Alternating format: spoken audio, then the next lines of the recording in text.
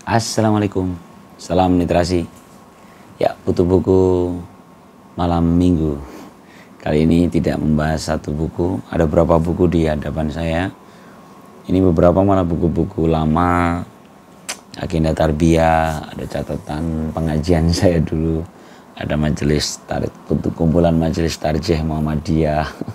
Saya lagi iseng-iseng bongkar-bongkar buku yang terkait dengan perjalanan saya dalam berinteraksi dengan keyakinan saya, dalam hal ini adalah Islam. Kok ternyata lucu perjalanan saya. Saya jadi ingat bercandaan, saya memilih jalan kaki daripada berlari karena hidup itu perjalanan bukan pelarian. Jadi ini cerita tentang perjalanan aja ya, tentang perjalanan saya, versi saya tentu dengan hubungan saya dengan keyakinan saya.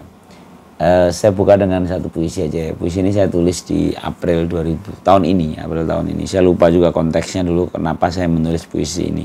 Tapi kemarin kembali teringat karena ada perdebatan kecil di salah satu komunitas di grup WhatsApp saya yang saya nggak ikutan, tapi saya nyimak kok geli gitu ya. Ini kok orang kok masih sibuk pengen menang kalah gitu.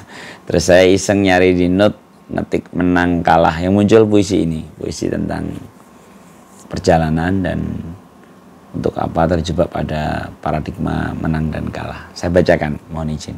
Judulnya Nanti Mati. Hidup adalah perkelahian yang tak selesai-selesai. Pemenangnya bergantian, terkadang aku, terkadang nafsu. Nalar hanya sesekali bisa melerai. Selebihnya napas berkelindan, hasrat gegas terburu. Berharap menang hanya mengundang rasa tak tenang. Takut kalah hanya mengajak resah gelisah. Mungkin warna dasar manusia memang sia-sia. Berusaha melepas jubah kefanaan, namun itu pun tak mengubah apa-apa. Ada titik di akhir kalimat, ada portal di ujung gang, ada kecewa di tepi bahagia. Selalu ada henti di panjang perjalanan. Ada mati pada nanti. Cakung, 27 April 2023. Belum lama ya. Ya, puisi tentang perjalanan. Bahwa saya suka di bait keduanya itu, berharap menang itu hanya mengundang rasa tak tenang, takut kalah itu hanya mengajak resah gelisah. Baiklah ya, saya cerita tentang perjalanan saya ya. Jadi gini teman-teman sekalian, apalagi ini sangat personal sebenarnya ceritanya, tapi mungkin menjadi memantik teman-teman untuk ikut-ikutan ngitung-ngitung juga, kayak apa sih hubungan saya dengan keyakinan saya itu gitu. Kalau saya dengan Islam itu masa kecil saya di lingkungan Muhammadiyah. Jadi kalau teman-teman tahu karakter Muhammadiyah ya, saya hidup dan dibesarkan di keluarga Muhammadiyah dan lingkungan Muhammadiyah ya. Hingga akhirnya masuk pesantren. Nah, masuk pesantren sedikit berbeda karena pesantren saya ini alirannya gontorian. Guru-gurunya banyak dari Gontor gitu, yang tentu tidak mencerminkan dua kubu. Kalau di Jawa kan dulu terlihat sekali antara Muhammadiyah dan NU gitu. Nah, pesantren kami enggak. Pesantren kami justru fokusnya pada bahasa, tradisi belajar, dan organisasi. Mungkin satu lagi budaya ya. Jadi organisasi, dan saya merasa 4 itu yang saya dapatkan pesantrennya. Jadi dari segi bahasa, tradisi belajar, organisasi, dan budaya.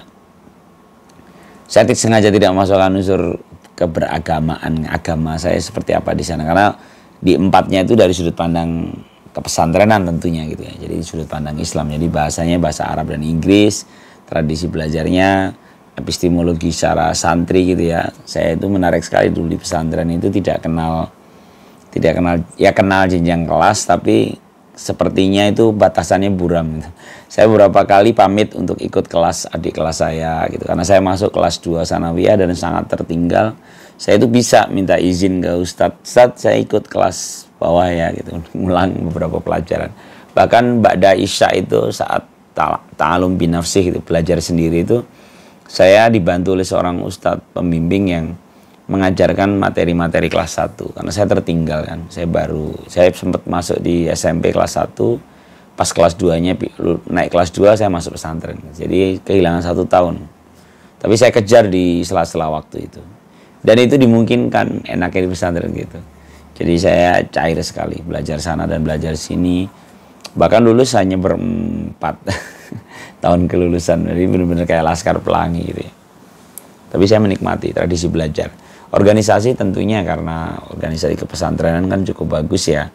Ada pengurus asrama, ada OSIS, ada kepramuka gitu. Jadi saya aktif di tiga-tiganya sepertinya waktu itu ya.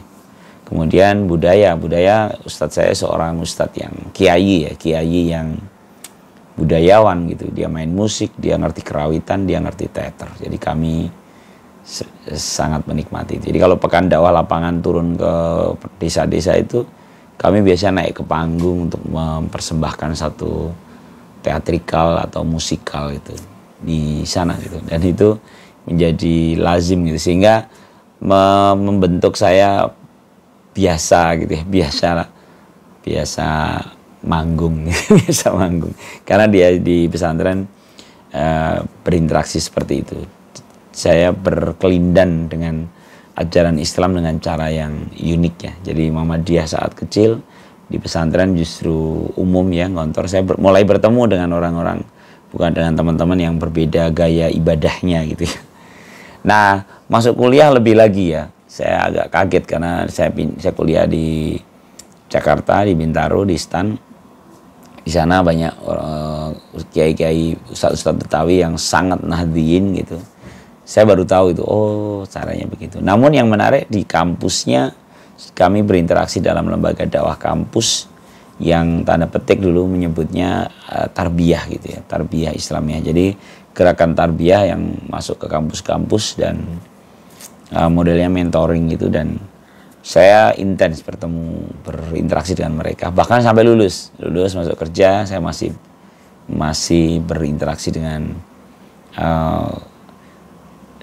gerakan tarbiyah yang tanda petik sedikit menempel di Ikhwanul Muslimin Mesir ya. Sehingga ada aroma pergerakan gitu ya, materi pergerakan, materi pengembangan diri sasya Islamiyah, termasuk bahkan membangun keluarga gitu ya.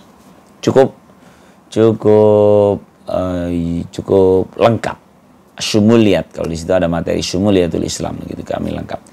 Ini cukup terus terang beberapa tahun bersama tarbiyah ini di kuliah maupun di masuk kerja itu cukup memperkaya hasanah keislaman saya. Dulu yang agak Islamolog gitu ya, Islamologi, Islam sebagai satu yang dipelajari saja. Dalam bersama gerakan tarbiyah ini benar-benar kami menyatu. Namun yang menarik, berjalannya waktu, terus kayak sempat mutasi ke Temanggung ya, jadi ke daerah di Jawa Tengah, dan interaksinya dengan teman-teman Nahdliyin ya, dengan teman-teman Nahdlatul Ulama gitu. Jadi mulai mengenal gaya-gaya kiai-kiai NU yang memberikan ruang kepada muhibbin gitu. Ini yang membedakan ya. Jadi kalau Muhammadiyah atau Tarbiyah itu kan di kalangan-kalangan intelektual yang Islam ya harus dipahami fahman syamilan ya. Fahman kamilan fahman syamil ya, pemahaman yang utuh ya, dan interaksi yang menyeluruh gitu, fahman syamilan wa iltizaman kamilan, dan interaksi yang sempurna gitu ya. Namun dalam Nahdliyin, gerakan di NU itu memberikan ruang pada muhibbin saja gitu. Seorang yang sangat mencintai kiai itu sudah cukup gitu. Kalaupun dia tidak mampu mempelajari, tidak alim lah istilahnya, bukan santri yang alim gitu pun sudah cukup, selama dia cukup mencintai kiainya gitu ya. Dan itu gaya itulah yang menyadarkan gitu, bahwa Islam itu ada unsur rasa di sana.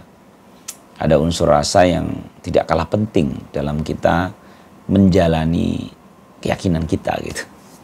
Dan disinilah justru saya menemukan kedekatan dengan kesenian gitu ya.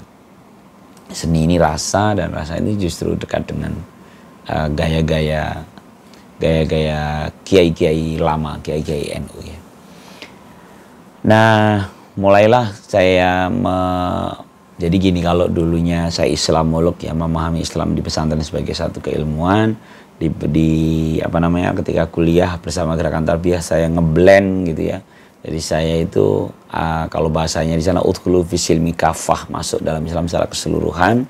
Tapi ternyata masuk dalam secara Islam keseluruhan ini bagus, tapi ketika kita merasa bahwa kitalah yang sempurna dalam beragama, menjadi tanda petik ya. Lalu ada kejemawaan kita, ada arogansi kita atas golongan lain yang belum mencapai di titik seperti yang kita capai gitu. Dan ini yang kemudian saya sadari setelah saya berinteraksi dengan teman-teman yang lebih budaya gitu ya, lebih memandang Islam dengan sudut pandang kebudayaan, sudut pandang rasa. Oh, ternyata iya ya, berbahaya. Merasa benar itu, merasa benar sendiri itu berbahaya. Merasa sangat dekat dengan Allah itu berbahaya gitu.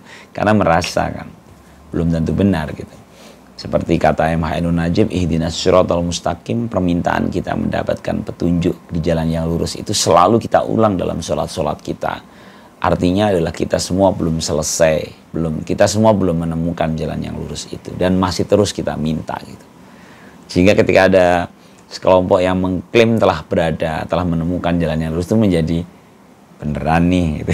Jangan-jangan kita hanya ngerasa menemukan padahal sebenarnya bukan itu. Sehingga mungkin ini seperti menisbikan gitu ya, wah kok jadi ngambang lagi. Tapi dengan begitu justru akhirnya kita lebih bijak.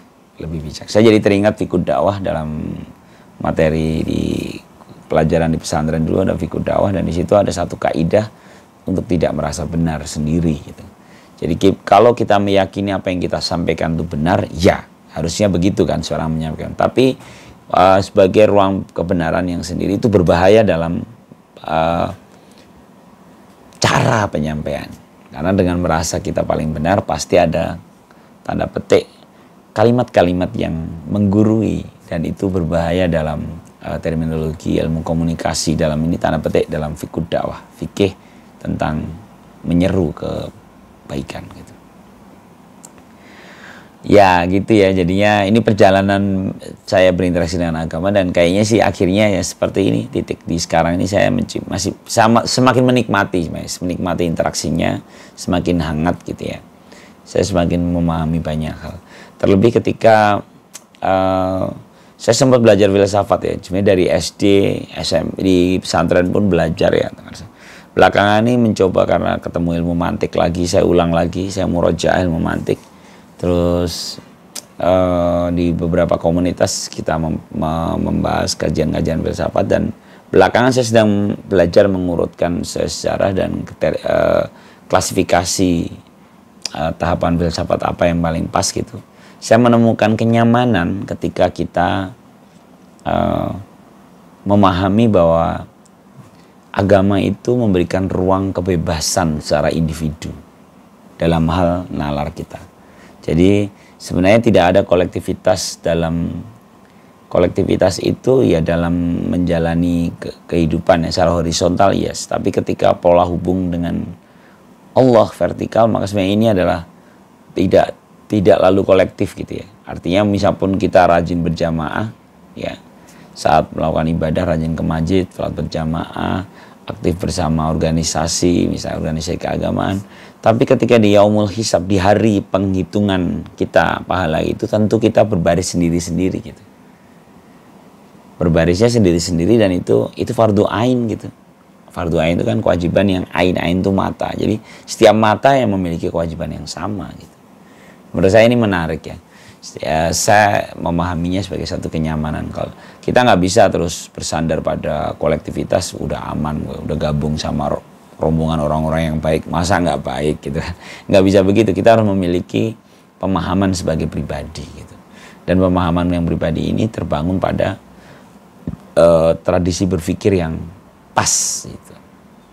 Jadi kenapa ilmu filsafat menjadi penting dalam menjalani keyakinan kita, menjalani agama kita, karena filsafatlah adalah, kalau kata Dr.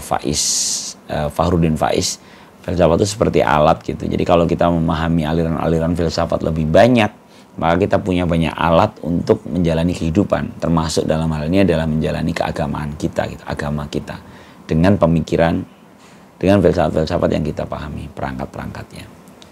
Tadi kalau saya dapat hari ini dari ngobrolin buku bersama Bekasi Book Club ya, kata Bang Fikri itu ada ranah rasionalisme yang absolut ya, absolut. Jadi absolut banget gitu ya. Ya valid invalid saja. Kemudian ada empirisme yang berdasarkan pada kondisi yang ada, itu relativity absolut. Jadi relatifnya absolut gitu. Kemudian ada moral etik, itu lebih absolut relatif. Relatifnya itu absolut. Lalu estetika seni itu relatifnya relatif, itu sangat relatif seni itu. Saya menikmati cara pentahapan itu karena akhirnya memahami, oh kalau kita lagi ngobrol kita pakai yang mana nih. Kesalahan memilih cara pandang POV-nya antara ini kita bicara moral etik atau bicara rasionalisme atau berbicara estetika gitu. Ketika kesalahan mengambil alat baca, ya bisa jadi kita akan berdebat kusir gitu karena nggak menemukan titik temu. Saya mengalami pencerahan tadi, wah ini percakapan yang menarik, dan sebenarnya itulah yang membuat kita menikmati cara kita beragama, karena runutan cara berpikir yang benar itulah yang akan menjadikan kita nyaman dalam menjalani keyakinan kita. Mungkin kami sampaikan di sebelumnya ya, bahwa bahkan dengan akhlak yang baik itu, akhlak terpuji pun kita butuh landasan berpikir yang benar. Dengan landasan yang benar, kita jalanin akhlaknya, jalanin perilaku itu dengan ringan dan nyaman. Demikian, selamat malam minggu, salam literasi. Assalamualaikum warahmatullahi wabarakatuh.